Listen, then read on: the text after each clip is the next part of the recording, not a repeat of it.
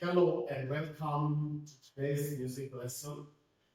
Today's lesson is a special request by one of our viewers who needed to understand the key of F major, and that is with its key signatures. Now, when it comes to coming up with any major key, this is a pattern that we follow.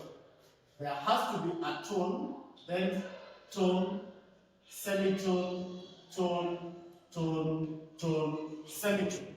Remember, a tone in music, when we talk about a tone is a whole step, while a semitone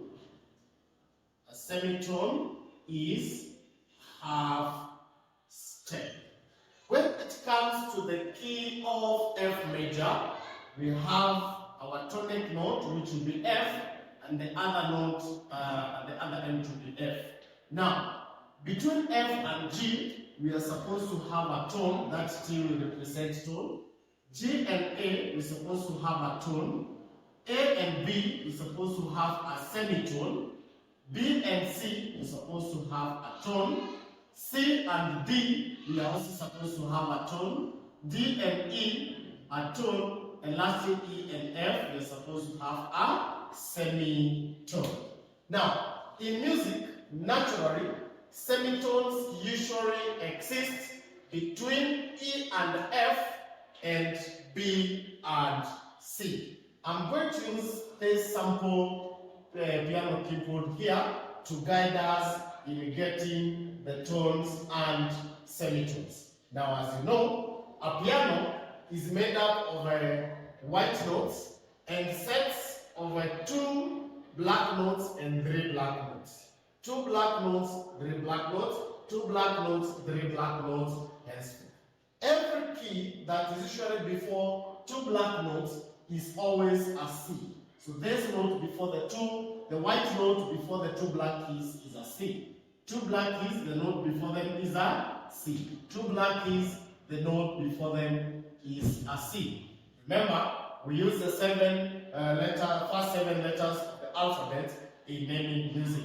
So from C, you have D, then E, then F, then G, then A, B to C, then D, E, F, G, A, B, C. We can use that set for today's lesson. Now, we go back to our scale of F major. We said it starts at F and ends at F. It has the notes F, G, A, B, C, D, E, and F.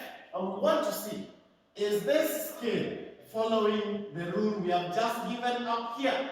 So, a tone, which is a whole step, will be 3 notes, that is the white note, the black note, the white note. So for example, between C and D, this is a whole tone. Between D and E, there is D, there is the D sharp, then there is E, that is also a tone. E and F, these are just 2 notes, that's a half step, which will be a semitone. F and G is a tone. G and A is a tone. A and B is a whole tone.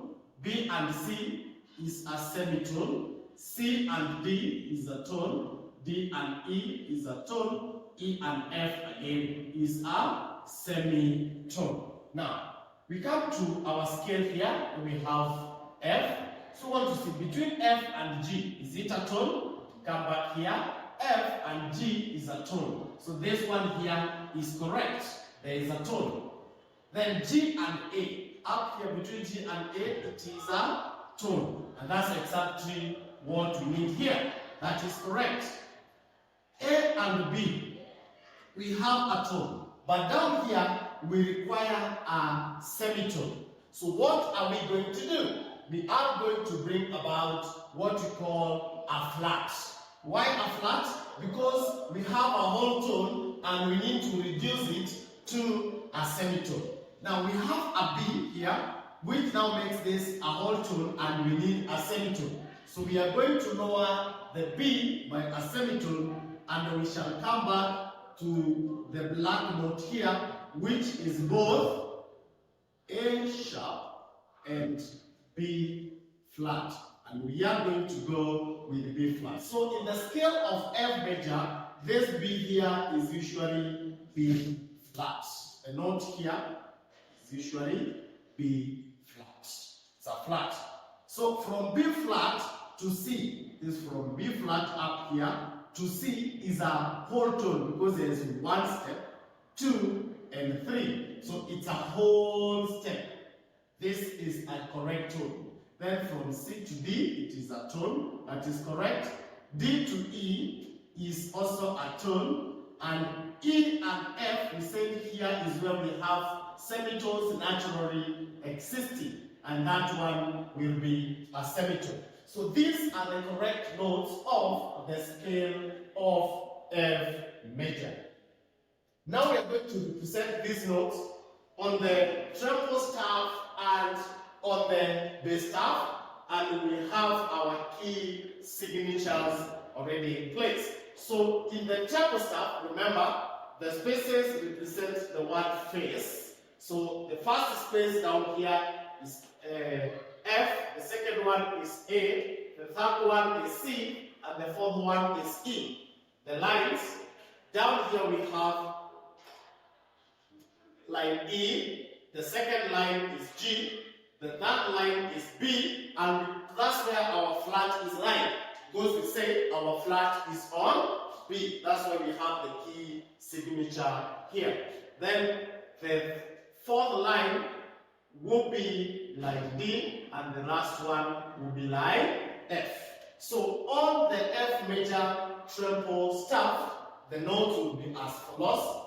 This will be our Do, which is F. Then we have G. Then we have A. We have B flat. Then C. Then note D. Then note E. Then note F. That is the ascending scale. So this part up to here, this will be the ascending scale. So then going down, descending, which will be from where we have our note F to the last one, we will have E, then B, then C, then our B flat, then we have A, then we shall have G, and finally our note F. So on the treble staff, this is the ascending scale of F major and its descending scale. We proceed to the bass staff, which is down here. So this clef here is a bass clef, and when it is mounted on the staff, the whole staff becomes a bass staff. Now, if you know, the notes on a bass staff are different from those on a treble staff. We name the lines and spaces differently from what we do on the treble staff.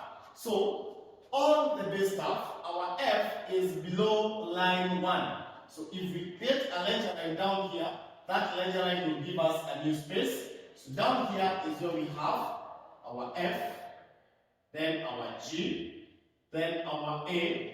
This is our B flat. Remember, this B is flat. That's why here we have our key signature on line 2. Remember, the lines are linked from down going up.